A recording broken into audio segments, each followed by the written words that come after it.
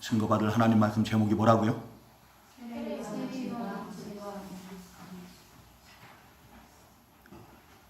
세례 요한이 증거한 그리스도인데요. 이 짧은 제목도 우리 성도님들 외우기가 힘드신가 봐요.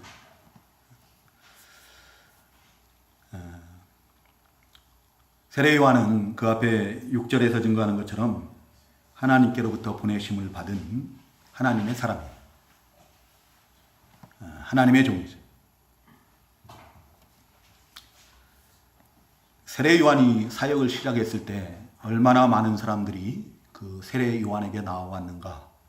그 마태복음 3장 5절에 보면은 이때 예루살렘과 온 유대와 요단강 사방에서 다 그에게 나왔다.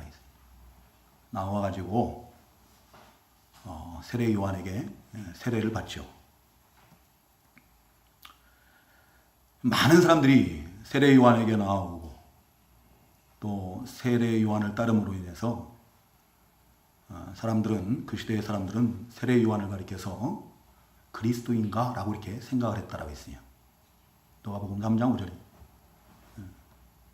3장 15절이 얼마나 그 시대에 큰 영향력을 미쳤는가 하면은 그 시대의 왕인 헤로드 왕조차도 그 세례 요한을 마음대로 할 수가 없는 그 정도의 큰 영향력을 가졌고 또 권세를 가졌다. 그런 세례 요한이 이제 자신에게 당신이 그리스도입니까? 라고 물을 때 자기는 그리스도가 아니다라고 이렇게 부인을 합니다. 엘리야냐라고 묻으니까 엘리야도 아니고, 그럼 선지자냐? 선지자도 아니라고 그래요. 그러면 너는 누구냐라고 물을 때 오늘 이 본문 바로 앞에 보면 뭐라고 대답하는가 하면은 23절에 보면은 주의 길을 곧게 하라고 광야에서 외치는 자의 소리로다 라고 해요. 뒤에 오실 그리스도의 길, 주님의 길을 곧게 예비하라고 외치는 자의 소리는, 자기는 소리와 같은 그런 존재예요. 뒤에 오실 예수 그리스도는 영원하신 분이지만 자기는 소리와 같이 잠깐, 그 소리는 어떻게 해요? 소리를 낼 때 외에는 그냥 그 소리가 울려 퍼지고는 다 사라져버리는 거예요. 그런 존재라는 거예요.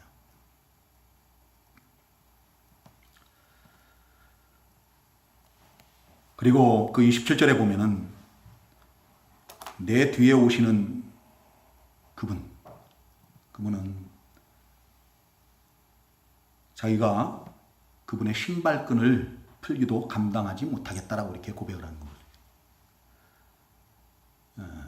신발끈을 당시에 풀어주고 매주고 하는 것은 종들 중에서도 가장 낮은 자가, 작은 자가, 천한 자가 하는 일이라고 했습니다. 세례 요한의 이 말 한마디가 곧 예수님이 어떠한 분이신가를 충분히 다 나타내는 말이죠. 그 시대에 이스라엘의 모든 백성들이 그 세례 요한에게 나와서 자기들의 죄를 고백을 하고 세례를 받고 또 세례 요한을 그리스도인가 생각하고 그 막강한 영향력으로 말미암아서 왕조차도 함부로 할 수 없는 그런 사람이었는데, 그런 사람이 감히 그 예수님의 신발끈조차도 풀어드릴 수도 없고 매줄 수도 없는, 감히 범접할 수도 없는 분이라는 거죠. 그러니까 예수님이 얼마나 위대하신 분이신가, 크신 분이신가를 우리가 미루어 짐작을 할 수가 있는 거예요. 곧 예수님은 하나님의 아들이시고 그리스도시고 근본 하나님, 성자 하나님이시라는 거예요. 그래서 자신은 감히 그 주님의 신발끈도 풀어드릴 수 없다라고 이렇게, 그것도 감당하지 못하겠다라고 이렇게 고백을 하는 거죠. 오늘 이 시간 이 자리에 함께 하시는 우리 성도님들, 예수님의 그리스도 되심을 믿으시고 하나님의 아들 되신 성자 하나님 예수 그리스도를 믿고 영접함으로 하나님의 자녀가 되는 권세를 받는 그런 복된 은혜의 시간 되기를 주님의 이름으로 축복합니다. 세례 요한이 오늘 본문에서 예수님에 대해서 첫 번째로 증언한 것은 바로 예수님이 세상 죄를 지고 가는 하나님의 어린 양이라는 사실입니다. 예수님께서 세례 요한에게 세례를 받기 위해서 나오실 때 그 예수님을 보고 세례 요한이 한 말이, 첫 번째 말이 그거예요. 보라, 세상 죄를 지고 가는 하나님의 어린 양이로다 라고 이렇게 말을 합니다. 예수님이 하나님의 어린 양이라는 거죠. 하나님의 어린 양. 어린 양은 구약시대의 하나님의 백성들이 하나님께 바치는 그 가장 대표적인 희생 제물이에요. 특히 우리가 어린 양에 대해서 이렇게 성경에서 찾아보면 출애굽 때 하나님께서 하나님의 백성들을 애굽에서 건져내시기 위해서 그 10가지 재앙을 내리는데 그 마지막 재앙이 바로 장자 재앙이죠. 그 애굽 땅에 있는 모든 처음 난 것들을 육축이고 짐승이고 사람이고 다 할 것 없이 처음 난 것은 초태생은 다 하나님께서 멸하시겠다는 겁니다. 그래서 바로를 굴복시키고 하나님의 백성들을 애굽 땅에서 건져내시겠다는 거죠. 그때 이스라엘 자손들도 그 애굽 땅 고센 지역에 이렇게 머무르고 있었죠. 살고 있었어요.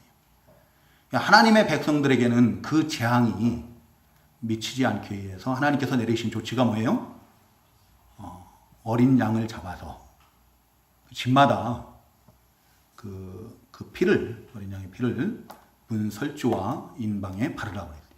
그러면은 모든 처음 난 것을 치는 그 여호와의 사자들이 그 피를 보고 그 집은 어떻게 한다고요? 그냥 넘어간다, 치지 않고. 그래서 그 말씀대로 이제 이스라엘 자손들은 그 장자 재앙을 당하지 않고 노예가 되었던, 종살이했던 그 애굽 땅에서 건짐을 받습니다. 그때 잡은 양을 가리켜서 우리가 유월절 어린 양이라고 해요. 유월절 어린 양이다. 그 이후에 하나님의 백성들은 이제 가나안 땅에 들어가서 자기들의 죄를 속함받기 위해서 하나님께 나갈 때마다 그 속죄 제물로 양을 잡아서 하나님께 드렸던 거예요. 제사를 했던 겁니다.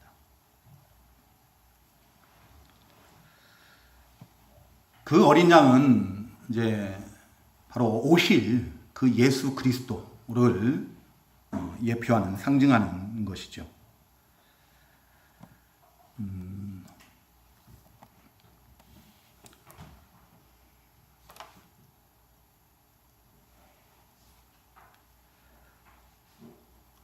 구약의 하나님의 백성들이 죄사함을 받기 위해서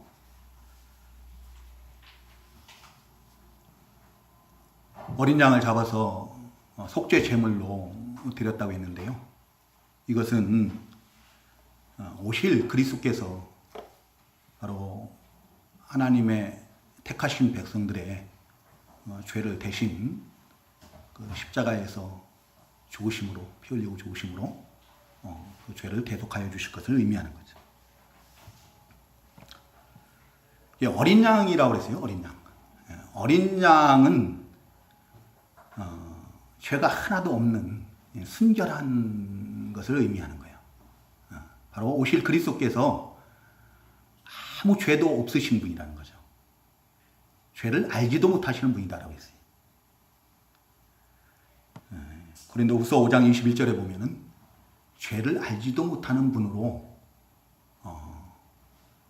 제물을 삼으셨다고 해요. 우리를 위한 속죄의 제물을 삼으셨다. 죄를 범치 않으셨을 뿐만 아니라 죄를 알지도 못하십니다. 그래서 우리 주님은 죽으실 수도 없는 분이에요, 사실은. 그죠? 죽는 것은 죄의 삭시이기 때문에, 예수님은 죄가 없으시기 때문에 죽으실 수도 없는 분인데 그럼에도 불구하고 예수님이 그 참혹한 그 십자가에서의 죽임을 당하심은 바로 택하신 자기 백성들의 죄를 대속하시기 위함이었다. 어린 양이 되게. 하나님의 어린 양이래요. 하나님의 어린 양.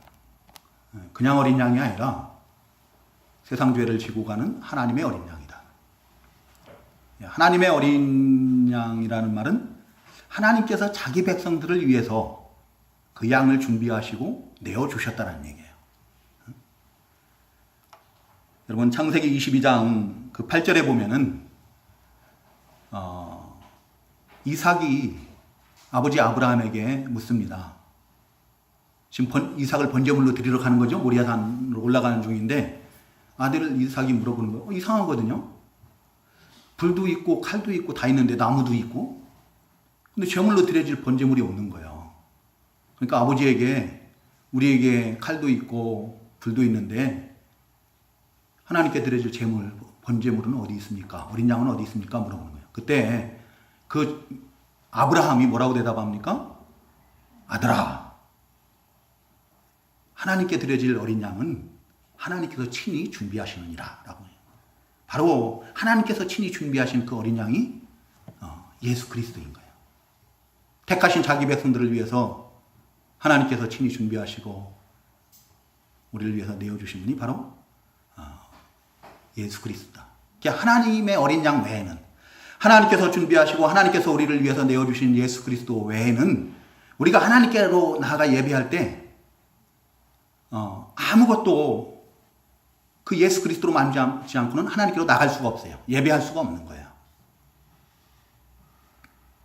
우리가 억만금을 싸들고 와서 하나님 앞에 감사 연보를 드린다고 할지라도 그걸로는 안 되는 거예요.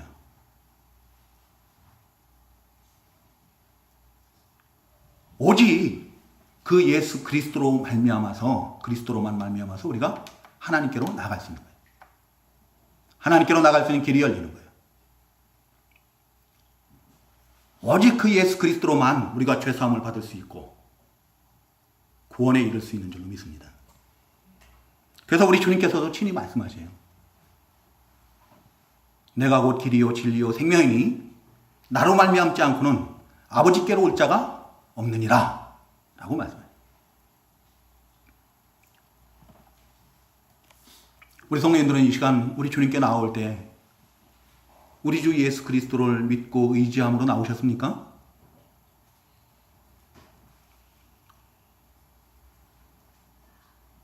어떤 마음으로 나오셨어요? 예수님 의지하지 않으면 예수님을 믿는 믿음으로 이 자리에 오지 않으셨다면 우리는 결코 하나님의 음성을 들을 수도 없고 우리 하나님을 만날 길도 없습니다. 하나님께 나갈 수가 없어요. 그 길이 열리질 않아요. 하나님께로 나아가는 길을 열어주신 예수 그리스도로만 우리가 하나님께로 나갈 수가 있는 거예요. 예수님만이 하나님께 나갈 수 있는 유일한 길이다. 죄사함을 받을 수 있는 유일한 길이에요. 영생에 이를 수 있는 유일한 생명의 길입니다. 유일한 구원의 문이 되십니다. 예수님의 제자들도 사도행전 4장 12절에서 선포합니다. 다른 이로서는 구원을 받을 수 없나니 천하 사람들 중에 구원받을 만한 다른 이름을 우리에게 주신 일이 없습니다. 우리가 구원받을 수 있는 것은 오직 예수 그리스도예요.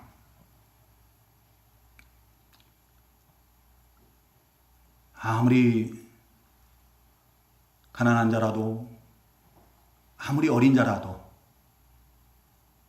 우리가 우리 주 예수 그리스도를 믿는 믿음으로 우리 주님을 의지함으로 주님 앞에 나오면은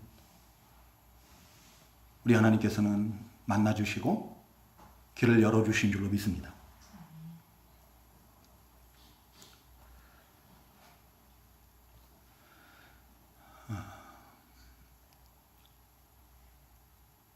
어린 양 되시는 그 주님을 믿고 영접하시기 바랍니다. 그래서 하나님의 자녀가 되는 권세를 받으세요.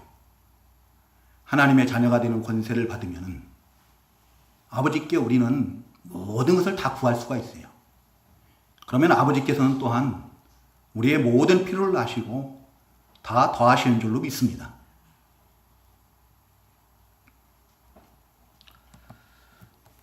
두 번째로 세례 요한이 예수님의 하나님의 아들 그리스도 되심을 증거를 하는데요. 증거한 내용이 뭔가 하면 두 번째는 30절 한번 다 같이 읽어봤으면 좋겠어요. 30절. 오늘 본문 30절 같이 읽습니다. 시작. 내가 전에 말하기를 내 뒤에 오는 사람이 있는데 나보다 앞선 것은 그가 나보다 먼저 계심이라 한 것이 이 사람을 가리킵니다. 아멘. 바로 예수님이 세례 요한보다 먼저 계신 분임을 이렇게 증거를 했어요. 세례 요한은 우리가 잘 아는 것처럼 예수님보다 얼마나 더 먼저 세상에 왔어요? 6개월이요. 어디에 기록되어 있습니까? 예? 누가복음 1장 26절.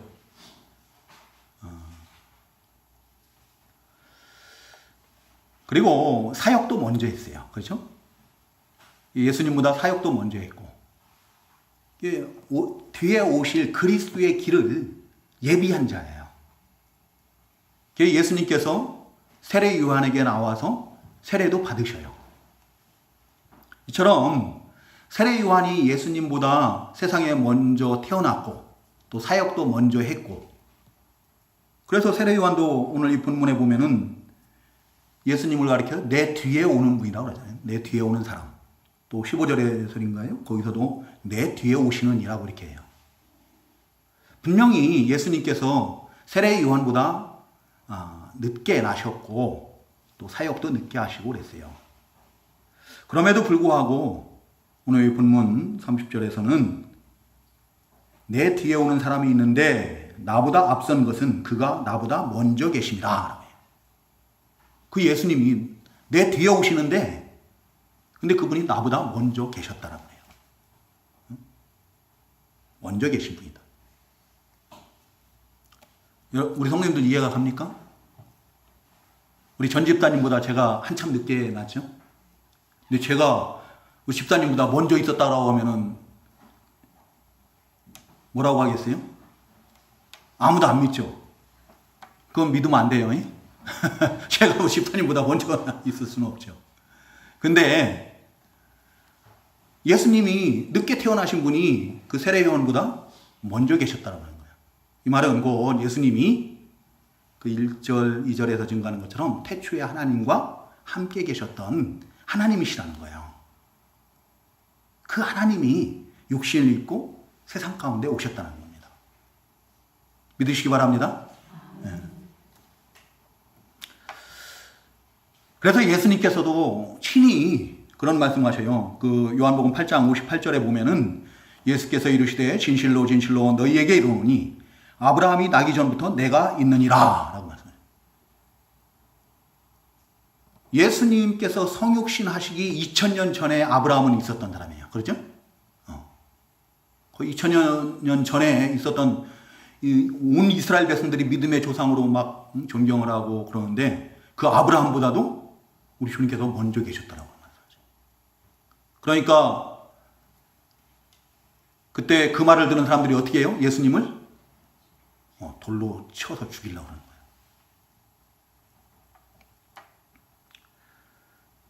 예수님께서 성육신하시고 이 세상에 오신 것은 분명히 아브라함보다 2000년 늦게 오신 겁니다. 그럼에도 먼저 계셨다는 것은 바로 오늘 본문 앞에 1절, 2절에서 증거하는 것처럼 예수님은 태초에 하나님과 함께 계셨던 하나님이시라는 거예요.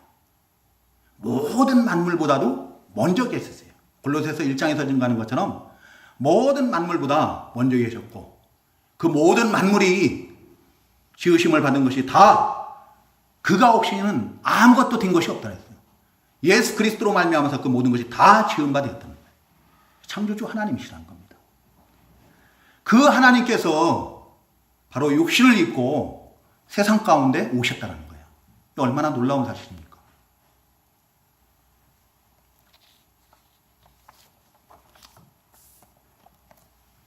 그래서 이사야 선지자는 우리가 요즘 수요일날 증거받는 것처럼 그 7장 14절에서 그리스도가 나실 것을 예언을 해죠. 근데 그때 뭐라고 예언을 합니까? 보라, 처녀가 잉태하여 아들을 낳으리니 그 이름을 임마누엘이라 하리라 라고 이렇게 예언을 해요. 임마누엘 뜻이 뭐라고요? 하나님이 우리와 함께 계시다는 뜻이죠. 곧 그 처녀 마리아에게서 나신 그리스도가 하나님이라는 거예요. 예수 그리스도께서 나심이 곧 하나님께서 하나님의 백성들과 함께 하시는 것을 나타내 보여주는 거라는 거죠. 우리 주님은 세상에 오시기 전에도 영원히 하나님과 함께 계셨던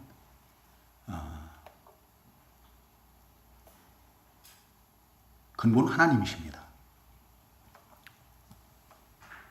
성자 하나님. 예수님 자신께서도 친히 말씀하셔요. 나와 아버지는 하나라고 말씀하시고 또 나를 본 자는 아버지를 본 자라고 말씀하시고 나를 믿는 것은 나를 믿는 것이 아니라 나를 보내신 이를 믿는 거라고 이렇게 말씀하십니다. 그 하나님께서 육신을 입고 세상에 오신 거예요. 우리를 위해서 세상 죄를 지고 가는 하나님의 어린 양으로 오셔서 우리의 모든 죄를 십자가에서 대신 담당을 하신 겁니다.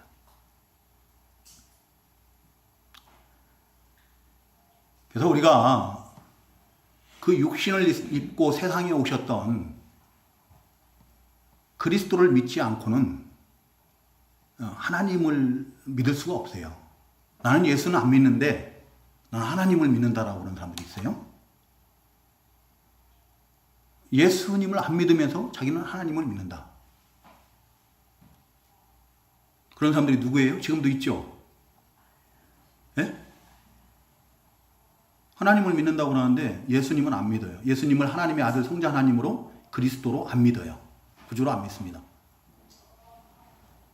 누가 그래요? 예? 여호와의 증인? 유대인들이 그러죠 지금. 유대인들은 여전히 메시아를 기다리고 있어요. 이미 세상에 오셨던 하나님의 아들이신 그리스도를 믿지를 못하고 그리스도를 지금도 기다리고 있어요. 유대인들이 그러고 있습니다. 또 이슬람인들이 그런 거예요. 이슬람을 믿는 사람들이. 그 사람들도 하나님을 믿는다라고 하거든요. 근데 그 사람들은 마호메트를 믿죠. 하나님을 믿을 수가 없는 거예요. 육신을 입고 세상에 오셨던 하나님, 성자 하나님을 그리스도로 믿지 않으면은 하나님께로 나갈 수가 없어요. 하나님을 믿을 수가 없어요. 세상에 오셨던 그 하나님을 믿지 않으면서 보이지 않는 하나님을 믿는다는 것은 거짓말이에요. 믿을 수가 없습니다.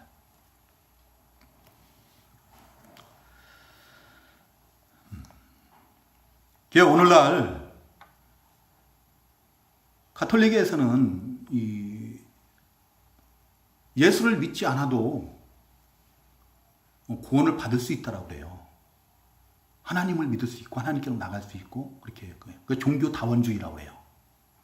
가톨릭은 그것을 지금 우리나라 이 성당에 나가는 신자들만 모르고 있죠. 가톨릭 핵심부들은 다 그것을 이미 다 공유를 하고 선포하고 그런 거예요, 법적으로. 근데 그렇게 하면은 신자들이 떨어져 나가니까 어떡합니까? 그들 한국 교회에서는, 한국 성당에서는 그것을 얘기하지 않고 있을 뿐이에요.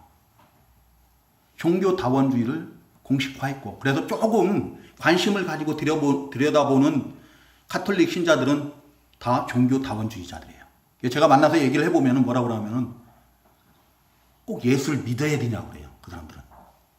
예수를 안 믿어도 저희가 기쁨을 얻고 만족함을 얻고 그러면 되는 거 아니냐라는 거죠. 어느새 그 사람들은 은연중에 자기들이 읽는 책이나 이런 것들을 통해서 그 종교다원주의 사상이 그냥 그대로 들어간 거예요. 그러니까 어느 종교에든지 자기들이 믿는 신이 다 곧 하나님이다 라고 이렇게 얘기를 하는 거예요. 근데 예수는 부인을 해. 세상에 육신을 입고 오셨던 하나님, 그 하나님은 부인을 하면서 자기들이 하나님을 믿는다라고 해요. 그래서 자기들은 구원 받을 수 있다라고 해요. 아니요. 성경은 그렇게 말하지 않습니다.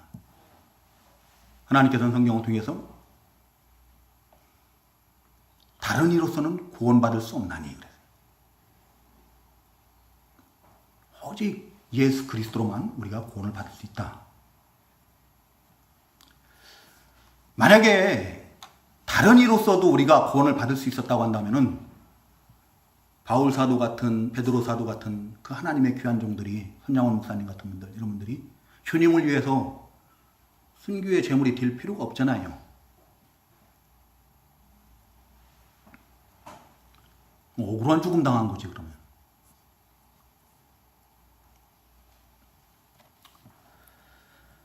그리고 우리 성도님들 그런 말에 미혹당하지 마시기 바랍니다. 예수 안 믿어도 뭐 구원받고 천국 갈 수 있다. 뭐 세상 사는 동안에 자기 마음만 편하면 되지. 자기만 뭐 위로받고 자기만 잘 되고 그러면 뭐 되는 거 아니야. 다른 사람하고 관계 잘 지내고 그럼. 우리 카톨릭 신자들 중에서 조금 배웠다고 하는 사람들이나 좀 똑똑하다고 하는 사람들을 만나고 얘기해 보세요. 다 그 말을 해요.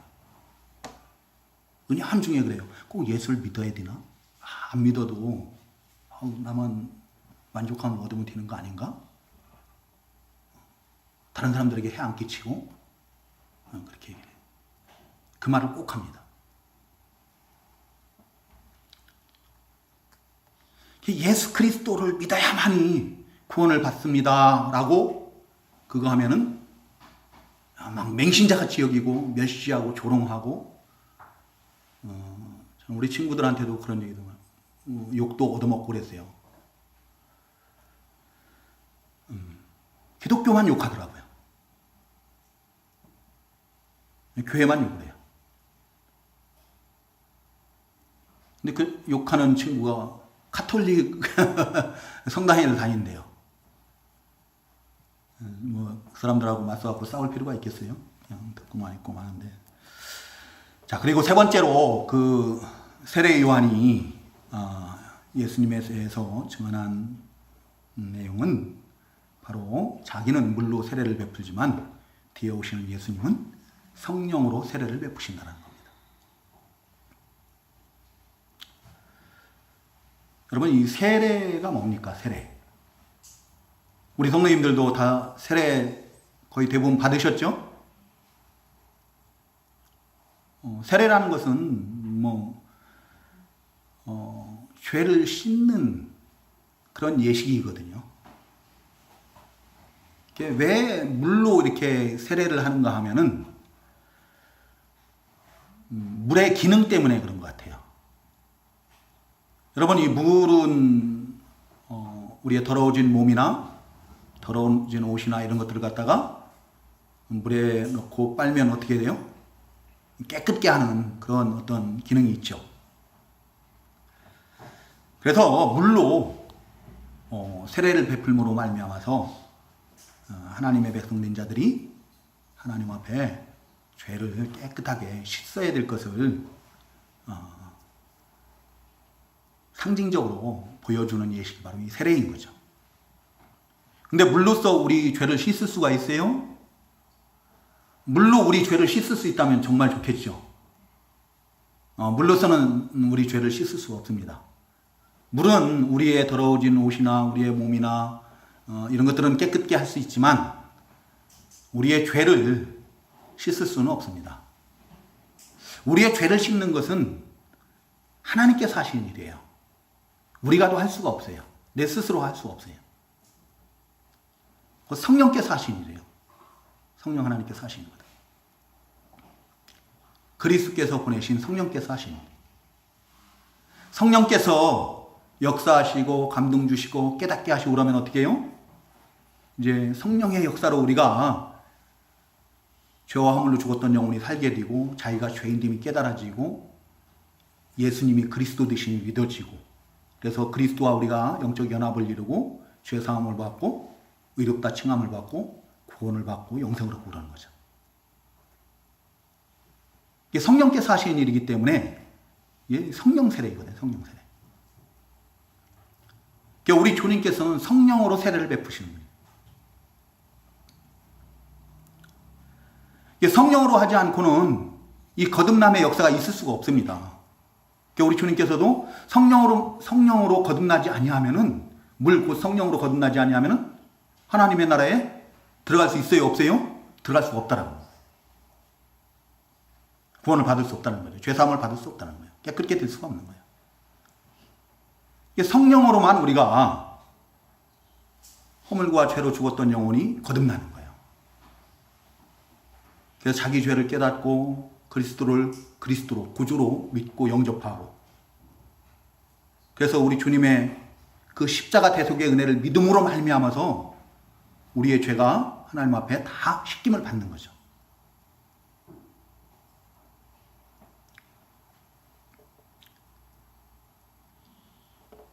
성령께서 하신 일이에요. 근데 그 성령을 누가 보내셨다고요?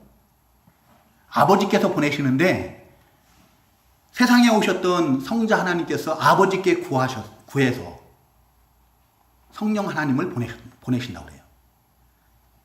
요한복음 14장 16절에 이제 그런 내용이 있는 것 같아요. 또 요한복음 15장 26절도 또 요한복음 16장 7절에서도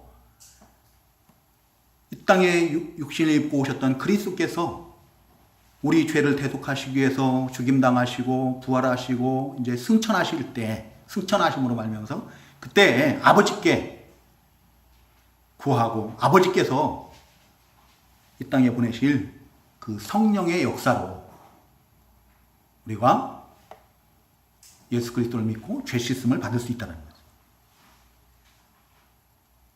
예수께서 성령으로 세례를 베푸신다라는 말씀은 곧 예수님이 성령을 보내신다는 거예요. 성령을 보내셔서 이제 성령께서 택하신 자들을 예수님께서 약속하신 대로 택하신 자들을 갖다가 거듭나게 하시고 믿고 모든 죄사함을 받게 하신다는 거죠. 사도행전 1장에 보면은 예수님께서 부활 승천하시기 바로 직전에 그 제자들에게 뭐라고 말씀하시는가 하면 요한은 물로 세례를 베풀었으나 너희는 몇 날이 못되어 성령으로 세례를 받으리라 라고 하죠. 근데 예수님께서 말씀하신 그 말씀대로 어떻게 해요? 열흘 후에 이제 오순절 보혜사 성령께서 강림을 하시고 성령께서 역사하시니까 어떻게 해요? 그 죽음이 두려워서 숨어 다니고 피하고 또 고향으로 갔던 그 제자들이 그때부터는 어떻게 해요? 예수님을 위해서 자기들의 목숨을 내놓고 복음을 전파하는 것을 볼 수가 있는 거죠. 이것이 성령으로 말미암지 않고는 되지가 않는 거예요. 고린도전서 12장 3절에서 증거하는 것처럼 성령으로 아니하고는 누구든지 예수를 주시라 할 수 없다라고 했어요. 성령의 역사가 아니면은 하나님께서 하시는 그 모든 일들을 어리석게 봐요. 어리석게. 미련해 보여요. 알 수도 없고 하나님께 나올 수도 없고 그래요. 근데 그 성령을 보내신 분이 누구라고요? 우리 주님이시라는 거예요.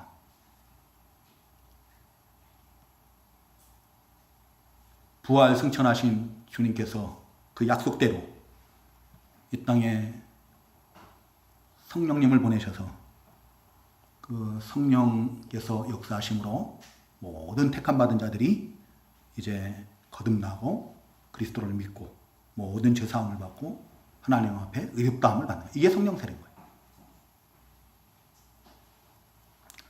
오늘 이 자리에 우리 성도님들이 함께 하실 수 있었던 것도 우리 주님의 은혜인 줄로 믿습니다.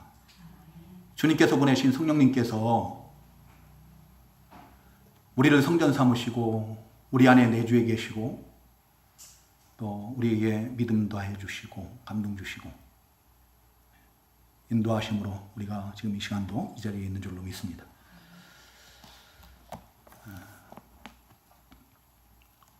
주님께서는